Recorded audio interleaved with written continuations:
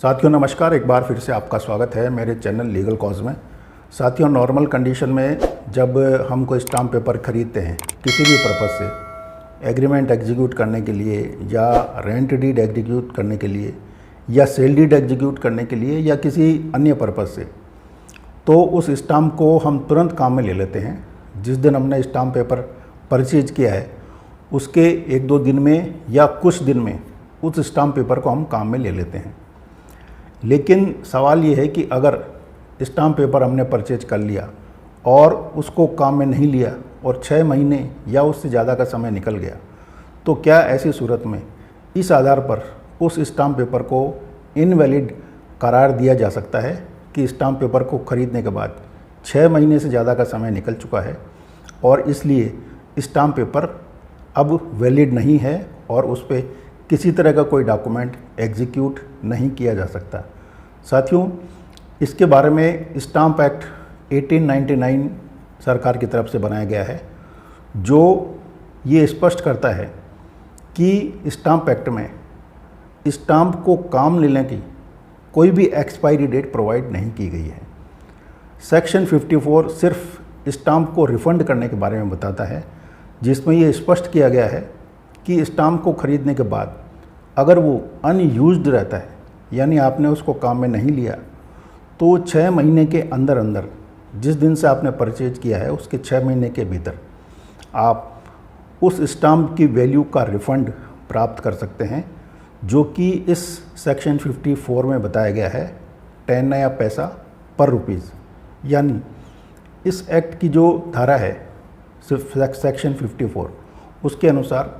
1 रुपये के ऊपर 10 पैसा आप प्राप्त कर सकते हैं अगर आपने 6 महीने के अंदर अंदर ऐसा स्टाम्प जो काम में नहीं लिया है आपने रिफ़ंड करने के लिए कलेक्टर के यहाँ जमा करवा देते हैं। लेकिन ऐसा कोई नियम नहीं है कि अगर 6 महीने पुराना आपके पास कोई स्टाम्प है, 6 महीने से ज़्यादा पुराना कोई स्टाम्प है, तो आप उस पर कोई डॉक्यूमेंट अगर एग्जीक्यूट करवाएंगे तो वो इनवैलिड हो जाएगा, क्योंकि आपका स्टाम्प 6 महीने या उससे ज़्यादा का हो चुका है या पुराना हो चुका है। इस बारे में 2008 में सुप्रीम कोर्ट ने इस कन्फ्यूजन को दूर करने के लिए बहुत ही स्पष्ट रूप से ये जजमेंट पास किया था कि स्टाम्प एक्ट में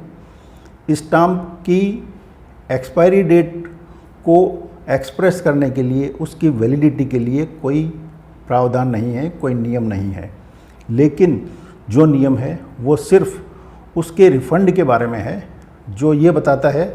कि within 6 months from the date of purchase you can claim refund of that stamp. इसलिए साथियों, जिन लोगों को ये कन्फ्यूजन है कि अगर कोई उनको ये कहता है कि आपका स्टाम्प 6 महीने या उससे ज़्यादा पुराना हो चुका है, इसलिए अब आप इस पर किसी तरह का कोई डॉक्यूमेंट, कोई एग्रीमेंट, कोई सेल डीड, कोई रेंट डीड लिखवा नहीं सकते हैं, उसको एग्जीक्यूट नहीं कर सकते हैं, तो वो बिल्कुल गलत है। आप उस बात पे बिल्कुल मत जाइए। लेकिन साथियों,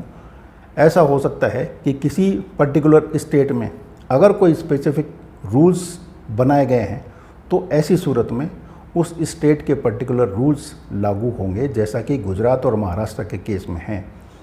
जहाँ ये प्रावधान किया गया है अगर कोई अनयूज्ड स्टाम्प है तो स्टाम्प या तो आप 6 महीने के अंदर अंदर उसको काम में ले लें, और अगर 6 महीने के अंदर ना तो उसको आप काम में लेते हैं और ना रिफ़ंड की एप्लीकेशन लगा के उसको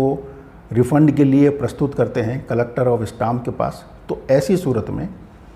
उस स्टाम्प को गुजरात और महाराष्ट्र के जो स्टाम्प रूल्स हैं उनके अकॉर्डिंगली वो स्टाम्प इनवैलिड माना जाता है। इसलिए